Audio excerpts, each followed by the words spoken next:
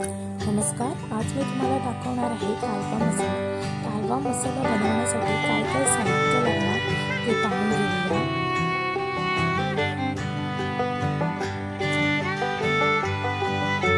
कालवा, बारीक चिरलेला कांदा आणि टोमॅटो, गरम मसाला, हळद, 4 कोकम, चवीनुसार मीठ, एक उभा चिरलेला कांदा, लसूण, आलं आणि 1 वाटी खोबरं बारीक गॅसवर भाजून घेतलं आहे. आता 1 चमचा तेल घालून घेतलेला आहे. आता त्यात मी बारीक चिरलेला कांदा आणि टोमॅटो घालून घेते. कांदा आणि टोमॅटो आम्हाला भाजून घेतला पाहिजे. आता त्यात मी कालवा घालून घेते. कालवा आम्हाला शिजवून घेतली पाहिजे.